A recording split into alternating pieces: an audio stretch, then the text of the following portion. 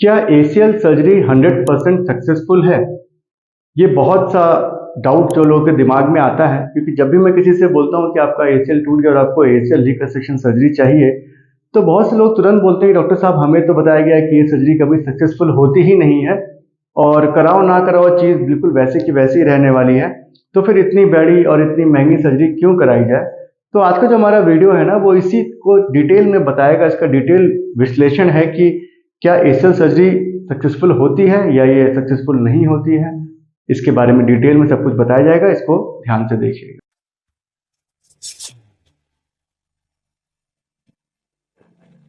नमस्कार दोस्तों, मैं हूं डॉक्टर नीरज श्रीवास्तव। मैं एक आर्थ्रोस्कोपी और स्पोर्ट्स इंजरी सर्जन हूं और मैं स्कोपी क्लिनिक वाराणसी में प्रैक्टिस करता हूं और वहां का डायरेक्टर हूं। तो देखिए, हमारे पास आज क्या हुआ ना कि आज भी एक पेशेंट है, उनको जैसे ही मैंने बोला कि आपका एसीएल रिकंस्ट्रक्शन सर्जरी हमको करना पड़ेगा क्योंकि आपका एसीएल लिगामेंट टूट चुका है, तो उनका तुरंत जवाब था, डॉक्टर साहब इसी से तो हम डर रहे थे और हमको तो सबने कहा कि देखो अगर एसीएल टूट भी गया है तो ऑपरेशन मत करवाना, वरना उसके बाद तुम और भी परेशान हो जाओगे, और भी ज़्यादा दर्द हो जाएगा और उसके बाद और भी दिक्कतें होंगी, कोई फायदा नहीं है। तो मेरा पहला क्वेश्चन था कि ये आपको किसने बोला?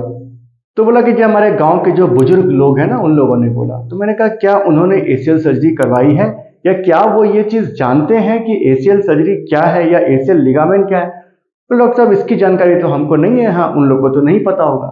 तो देखिए, एक बहुत बड़ी प्रॉब्लम क्या है ना कि ऑलमोस्ट मुझे लगता है कि 20 सालों से तो ये मिथ चला ही आ रहा है कि घुटने का ऑपरेशन सक्सेसफुल नहीं होता। तो जैसे ही कोई बोलता है कि हमारे घुटने का लिगामेंट का ऑपरेशन होना है, तो लोग उसी मिथ को बिना किसी जानकारी के, बिना किसी एक्सपीरियंस के, ना उन्होंने किसी का हुए देखा है, ना उनका खुद का हुआ है, ना उनको नॉलेज है कि आखिर ये है क्या, बट वो तुरंत बोल देते हैं कि देखो बेटा हमारा बड़ा एक्सपीरियंस है और हम बोलते हैं कि ये ऑपरेशन तो फेल होता है, मत करो। तो अगर मैं किसी पेशेंट से डिटेल में पूछता हूं तो मुझे अंदर यही बात मालूम चलती है कि भाई कोई मालूम नहीं है, बट बस ये फेल होना यही बताया। क्योंकि अगर ये फेल हो रहा होता तो हम लोग तो महीने के खुद ही 50 से 60 सर्जरीज सिर्फ एसीएल की ही करते रहे। भूल जाइए मेनिस्कस को या एमसीएल या पीसीएल, केवल एसीएल ही 50-60 सर्जरीज महीने की हो जा रही हैं और सब ठीक हैं, और दुनिया में लाखों सर्जरीज हो रही हैं और सब ठीक हैं।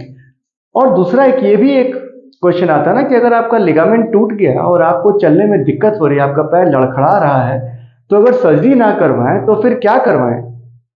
मान लीजिए अगर आपको स्पोर्ट्स नहीं खेलना, आप फौज में या पुलिस में नहीं है, आपको दौड़ धूप नहीं करना, बट आपको नॉर्मल चलना तो है ना, आपका पैर लड़खड़ाएगा, तो अगर एसीएल सर्जरी नहीं करवाएंगे तो और ऑप्शन क्या है? और अगर ये सर्जरी इतनी ही फेल हो रही होती तो फिर ये तो बैन हो चुकी होती। हम लोग खुद भी नहीं करते, हम भी नहीं चाहते हैं कि हम फेल्योर्स को जन्म दें। हम चाहते हैं कि हम जिसकी भी सर्जरी करें वो और भी अच्छा हो करके हमको और पेशेंट भेजिए, बल्कि हम ये नहीं चाहते कि वो मेरा आखिरी मरीज हो और वो बोले कि मेरा ऑपरेशन से और भी खराब हो गया। तो देखिए, सबसे पहले तो इस मिथ को निकालना है कि घुटने की सर्जरी कभी सक्सेसफुल नहीं होती। जी ऐसा बिल्कुल भी नहीं है।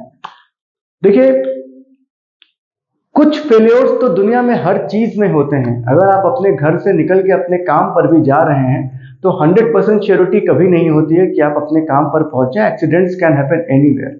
तो उतना ही एक्सीडेंट के चांसेस एसीएल सर्जरी के फेलियर होने में भी हैं, और उस एक्सीडेंट को आप कई तरीके से देख सकते हैं। एनेस्थीसिया रिलेटेड कॉम्प्लिकेशन हो जाए, सर्जिकली कॉम्प्लिकेशन हो जाए, या फिर आपकी बॉडी ही एसीएल को ठीक से एक्सेप्ट ना करें, या फिर अगर आप एक्सरसाइजेस ठीक से ना करें। तो अगर इन सारे फैक्टर्स को आपने ध्यान दिया है तो it is very very rare, मतलब success rate of ACL surgery is close to 100% if you ask me. क्योंकि अगर सब चीजों का ठीक से ध्यान दिया जा रहा है तो फेलियर होने के चांसेस ना के बराबर हैं। बिल्कुल भी मत डरिए, ये एक बहुत ही सिंपल सर्जरी है, और अब तो छोटे शहरों में भी और नॉर्मल सेंटर्स में भी ये सर्जरी बहुत ही कॉमनली हो रही है, क्योंकि अब इसकी ट्रेनिंग बहुत अच्छी मिलने लग गई है।